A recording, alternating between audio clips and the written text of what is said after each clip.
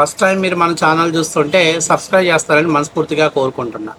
ఒక వ్యక్తిని అరెస్ట్ చేసి కోర్టులో ప్రొడ్యూస్ చేసి అక్కడ అతను తప్పు చేశారని నిరూపిస్తే అతన్ని జైలుకు పంపిస్తే అక్కడతో అయిపోతుంది.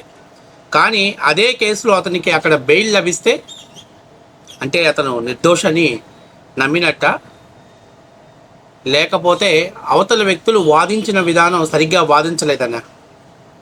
ఎందుకు ఈ మాట నేను మాట్లాడుతున్నానంటే, ప్రెస్గా అలియాస్ రావణ్కి దాదాపుగా మొట్టమొదటిసారిగా పిఠాపురం పోలీస్ స్టేషన్లో కేసు నమోదు చేశారు.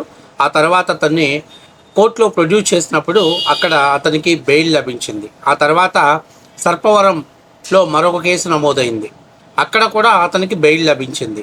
ఆ తర్వాత మచిలీపట్నంలో కూడా మరొక కేసు నమోదైందంటూ మచిలీపట్నం పోలీసులు వచ్చి అతన్ని అరెస్ట్ చేసుకొని అక్కడి నుంచి మచిలీపట్నానికి తీసుకెళ్లారు. ఆ తర్వాత అక్కడ కూడా కోర్టులో బెయిల్ రావటం జరిగింది. ఇప్పుడు తాజాగా మనోడికి అనకాపల్లి జిల్లా పాయకరావుపేట నియోజకవర్గంలో నక్కపల్లి పోలీస్ స్టేషన్ పరిధిలో మరొక కేసు నమోదు ఉందంటూ ఆయన్ని అక్కడికి తీసుకెళ్ళటం జరిగింది. అంటే 3 కేసుల్లో బెయిల్ వచ్చింది.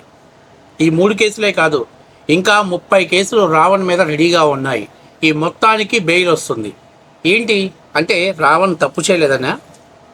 రావణ్ చేసినటువంటి వ్యాఖ్యలు ఎటువంటి సమావేశాన్ని ప్రభావితం చేయలేదని మీరు అనుకుంటున్నారా? ఎందుకు బెయిల్ లభిస్తుంది? మరి ప్రభుత్వం తరపున వాదిస్తున్నటువంటి లాయర్లు కావాలని సరైన విధంగా వాదించలేకపోతున్నారా? నిజమేనా? అసలు ఏంటి కారణం? ఓకే, దీని మీద మనం పూర్తి స్థాయిలో మాట్లాడుకుందాం. మచిలీపట్నం కోర్టులో ఫస్ట్ ఆఫ్ ఆల్ అతన్ని పిఠాపురంలో అరెస్ట్ చేసి కోర్టులో ప్రొడ్యూస్ చేసినప్పుడు అతను మాట్లాడినటువంటి మాటలు, అగ్రెసివ్గా అతను మాట్లాడినటువంటి మాటలు, హిందువులను అవమానపరిచే విధంగా మాట్లాడిన మాటలు, అనేకమైనటువంటి మాటలు ఖచ్చితంగా కోర్టు ముందు సబ్మిట్ చేస్తే అతనికి తప్పకుండా శిక్ష పడిద్ది. కానీ అక్కడ శిక్ష పడకుండా ఉండడమే ప్రత్యర్థులు వేసినటువంటి ఒక మైండ్ గేమ్. అదేంటంటే ఇక్కడే అసలు ట్విస్ట్ మొదలైంది. చెప్తా వినండి. ఇప్పటికీ 3 కోర్టుల్లో అతనికి బెయిల్ మంజూరైంది. అంటే బెయిల్ మంజూరైతే కేసు క్లోజ్ అయిపోయినట్టు కాదు. వాయిదాలకి వాళ్ళు పిలిచిన ప్రతి క్షణం అతను వాయిదాలకి రావాలి. ఈ 4వ కేసు ఇదే ఫైనల్ అంటే ఇది కాదు, బహుశా ఇంకొక 30 కేసులు పైనే నమోదయ్యే పరిస్థితి ఉందని వైసీపీ వాళ్ళు అలాగే కొంతమంది చెప్తున్నారు. మరి ఈ 30 కేసుల్లో మనోడికి 29 కేసుల్లో బెయిల్ వచ్చి ఒక్క కేసులో మనోడు జైల్లోకి రిమాండ్లోకి వెళ్ళినా మిగిలినటువంటి 29 కేసులు విచారణకు అతను హాజరు కావాలి. లేదు 30 కేసుల్లో అతన్ని కోర్టు నిర్దోషిగా అంటే బెయిల్ రిలీజ్ చేసి వదిలేసినా కూడా అతను ప్రతిసారి ఈ 30 కేసులు ట్రయల్ నడిచేటప్పుడు ప్రతిసారి న్యాయస్థానానికి వచ్చి అతను ఇక్కడ సంజాయిషి చెప్పాలి, హాజరవ్వాలి. ఒకవేళ రాని పక్షంలో అతనికి అరెస్ట్ వారెంట్ జారీ అయింది. అంటే మనోడు ఏమనుకున్నాడంటే పిఠాపురం పోలీస్ స్టేషన్లో తీసుకెళ్ళి న్యాయస్థానం ముందు జడ్జి గారి దగ్గరికి వెళ్ళినప్పుడే వాదనలు వినేసింది. మన జడాశ్రావణ్ వాదించేశాడు. జడ్జి గారు బెయిల్ ఇస్తున్నట్టు వ్యక్తిగత పూచి మీద సంతకం పెట్టి బెయిల్ మనోడు ఇట్లా ఎత్తాడు పైకి. గుద్దేశా, నేను ఇంకా ఏం లేదు ఇంటికి వెళ్ళిపోవటమని అనుకున్నాడు.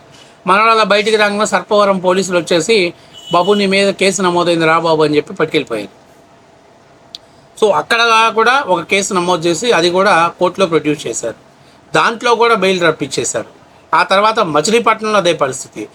ఎక్కడికి వెళ్ళినా కూడా, పిఠాపురం వెళ్ళినా, లేకపోతే సర్పవరం వెళ్ళినా, మచిలీపట్నం వెళ్ళినా, నక్కపల్లి వెళ్ళినా, ఇక్కడికి వెళ్ళిన ప్రతి చోట కూడా కామన్ ఎమోషన్ మన జనసేన కార్యకర్తలు.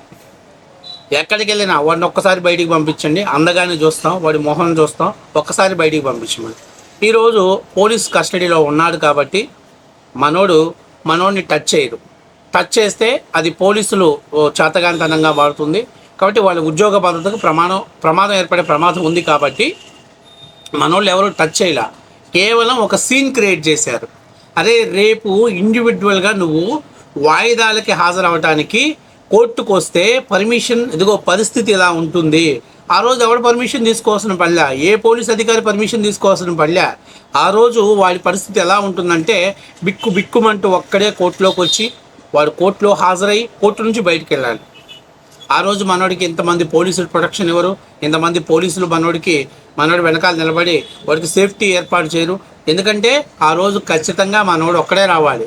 మరి 30 కేసులు నమోదైతే అన్నీ జైళ్ళలో మనోడు తిరగాల్సి వస్తే మరి ఎక్కడి నుంచి ఏ జనసేన కార్యకర్త వచ్చి దాడి చేస్తాడు? మీరు అనొచ్చు జనసేన కార్యకర్తలు, నేను అట్లా ఏ హిందూ భక్తులు వచ్చి దాడి చేస్తాడు? నేనేమంటున్నానంటే ఒక్కసారి అరెస్ట్ చేసి లోపల పెట్టామనుకోండి, వాడు లోపలికి వెళ్ళిపోతాడు, 2 నెలలు 3 నెలలు ఉంటాడు, బయటకు వచ్చేస్తాడు. ఇక మళ్ళీ దర్జాగా ఎప్పుడో ఒక కేసు మీద తిరుగుతూ ఉంటాడు. అలా కాకుండా ఇప్పుడు ఈ 30 కేసులకి మనోడు ట్రయల్ నడుస్తున్నప్పుడు ప్రతిసారి కోర్టుకు వచ్చి హాజరవ్వాలనుకోండి, ఎక్కడో హైదరాబాదులో బయలుదేరి, అదిగాక మనోడు ఆ బొగ్గులు ఆ లోపల ఉన్న గుంతల మొహానికి పేస్ట్ అంతా అంటే మేకప్ వేసుకొని ప్యాచ్ వర్క్ చేసుకొని అక్కడి నుంచి బయలుదేరి వీడి ఇక్కడికి వచ్చి సపోజ్ పిఠాపురంలోకి వచ్చి, పిఠాపురంలో రావాలంటే ఒక రోజు ముందుగా రావాలి. ముందుగా వచ్చేసి మనోడు ఎక్కడో చోట స్టేయింగ్ అవ్వాలి. అక్కడ ఉండాలంటే ఆ చుట్టుపక్కల ఎవరైనా ఉంటాడేమో, వాడికి ఎనిమి ఉంటాడేమో, దాడి చేస్తాడేమో, ఆ భయం ఉంటుంది. ఇవన్నీ ఇప్పుడు జస్ట్ వాడికి ఏంటంటే అదే పిక్చర్ ఇదిరా అని ఒక ట్రేజర్ చూపిస్తున్నారు. నెక్స్ట్ వాడికి చూపించేది సినిమా చూపిస్తారు. ఇది వాస్తవ విషయం. బెయిల్ వచ్చినంత మాత్రం చేత వాడు నిర్దోషని కాదు. అట్లాగే బెయిల్ రాకుండా చెయ్యాలి ప్రభుత్వం అనుకుంటే అసలు వాడు మాట్లాడిన మాటలకి ఏ జడ్జి గారు బెయిల్ ఇవ్వరు. అదే అటువంటి బూతు పదాలు వాడు వాడాడు, హిందువులను అవమానపరిచాడు. ఎందుకు వాడు మన సీతాదేవి గారి గురించి, సీతాదేవి తల్లి గురించి మాట్లాడిన వీడియో చూపించినా కూడా వాడికి బెయిల్ రాదు. కాకపోతే ప్రభుత్వం కావాలనే ఓడిపోతుంది, ప్రభుత్వం కావాలనే పసలేనటువంటి వాదన వినిపిస్తుంది. తద్వారా మనోడికి కేసుల సంఖ్య పెరుగుతూ ఉంటాయి. ఈ పెరిగిన తర్వాత ఈ కేసులన్నిటికీ మనోడు ట్రయల్ నడిచేటప్పుడు రావాల్సి వస్తే మనోడు పుణ్యకాలం కాస్త పూర్తవుద్ది. కాబట్టి రేపు ఆంధ్రాతో డైలీ రావాలి. కాబట్టి కోర్టు పూచీగత్తు మీద బెయిల్ ఇచ్చింది కాబట్టి వాడు సచ్చినట్టు ఆంధ్రప్రదేశ్లో విచారణకు రావాలి. కాబట్టి విచారణకు రావాలంటే ఒళ్ళు దగ్గర పెట్టుకుని వీడియోలు చేయాలి. ఇప్పట్లాగా అది ఇది వేసేస్తా, ఎవరి నోట్లో ఏం పెట్టుకున్నావు ఇలాంటివి మాట్లాడితే తర్వాత కేసీపీడీ ఆడిస్తారు. అప్పుడు మనోడికి పోలీసుల ప్రొటెక్షన్ ఉండదు, ఏ ప్రొటెక్షన్ ఉండదు. కాబట్టి ఇది ఒక మాస్టర్ గేమ్. ప్రత్యర్థిని అంత సులువుగా లొంగిపోయి స్టేషన్లో పెట్టేసి కోర్టుల్లో పెట్టే కాకుండా ఇది ఒక కొత్త చాప్టర్ అనమాట. మనోడి మీద స్టార్ట్ చేసిన ప్రయోగం చేసిన ఉంటుంది. ఇది కరెక్టా రాంగ్ అని అంటే ఇట్లాగా అంటే ఏది పడితే అది మాట్లాడటం, ఎంత పడితే అంత మాట్లాడటం, మన ఇష్టం వచ్చినట్టు మాట్లాడటం, ఎవడు ఏం పీకుతాడులే, ఏమన్నా మాట్లాడితే నాకు వాక్ స్వతంత్రం ఉంది అని బచ్చల కూర జోసఫ్ చౌదరి బిడ్డ మాట్లాడిన వాళ్ళ లాంటి వాడికి ఖచ్చితంగా ఇలాంటి 70mm సినిమా చూపించాల్సిన బాధ్యత మనందరి పైన ఉంది. ఇది వాస్తవ విషయం. ఈరోజు మీరు చూడండి, వాడు ఎక్కడికి వెళ్తే అక్కడికి జనసేన కార్యకర్తలు, హిందూ భక్తులు దాడి చేయడానికి వెళ్తున్నారు. ఎందుకు వెళ్తున్నారంటే 100కి 100% వాడు మాట్లాడింది రెచ్చగొట్టే విధంగానే మాట్లాడాడు. వాడు కించపరుస్తూనే, దేవుళ్ళని కించపరుస్తూనే మాట్లాడాడు. ఇది వాస్తవ విషయం. ఇవాళ అంటే పోలీస్ కస్టడీలో ఉన్నాడు కాబట్టి వాడికి గీత పడినా పోలీసులదే బాధ్యత. రేపు విచారణకు వచ్చేటప్పుడు ఎక్కడో హైదరాబాద్లో బయలుదేరి ఖమ్మం టోల్గేట్ దగ్గరకు వచ్చి ఇంక అక్కడి నుంచి ఇక్కడికి రావాల్సి వస్తే ఈ మధ్యలో ఏమైనా చేసినా, ఎక్కడైనా దాడి జరిగినా, పోలీసులు వచ్చేలోపు ఏదైనా జరిగినా అది వాళ్ళిద్దరు వ్యక్తిగతమైనటువంటి డిస్ప్యూట్ అవుతుంది. అప్పటి నుంచి అది పోలీసులకి ఏమి సంబంధం ఉండదు. ఇది మనోడికి అర్థం కావట్లేదు. అందుకే మనోడు ఎక్కడ బయటకు వస్తే ఇలా తీస్తున్నాడు, సిగ్నల్ చేస్తున్నాడు, సైకిల్ చేస్తున్నాడు. ఇప్పుడు నీకు చూపిస్తుంది జస్ట్ ట్రైలర్ రా నాన్న. సినిమా చూశారనుకో పులుసు కారిపోయింది. ఆ తర్వాత ఎత్తడానికి చెయ్యి ఉండదు, మాట్లాడటానికి నోరు ఉండదు. కేవలం 1 టైం ఫసాక్. హైదరాబాద్లో బయలుదేరు, ఒకరోజు పిఠాపురం వెళ్ళు, ఒకరోజు సర్పవరం వెళ్ళు, ఒకరోజు మచిలీపట్నం వెళ్ళు, ఒకరోజు నక్కపల్లి అంటే అనకాపల్లి వెళ్ళు. ఇలాగే సరిపోతుంది, ఈ పుణ్యకాలం మొత్తం సరిపోతుంది. కాబట్టి ఇదొక నైతికంగా అంటే నోటి దూలతో మాట్లాడగలిగే వాడి మీద ఇదొకమైనటువంటి ఇది పనిష్మెంట్ లాంటిదే. ఎందుకంటే ఈ కేసులన్నిటికీ రేపు విచారణకు రావాలంటే వాడి పరిస్థితి ఏందో ఒకసారి అర్థం చేసుకోవాలి. ఇవ్వాలంటే ఏదో పాపం హైప్ కోసం జాడా శ్రావణ్ ఈ కేసులన్నిటి మీద వాదిస్తాడు, రేపు ఊరుకుంటాడా? అసలు జాడా శ్రావణ్ గారు డబ్బులు ఇవ్వకపోతే అసలు మాట్లాడు. జాడా శ్రావణ్కి కలెక్షన్ అంటే భలే ఇష్టం. ఎందుకంటే సొంత సామాజిక వర్గం దగ్గరనే అతను డబ్బులు వసూలు చేశాడు. కాబట్టి అలాంటి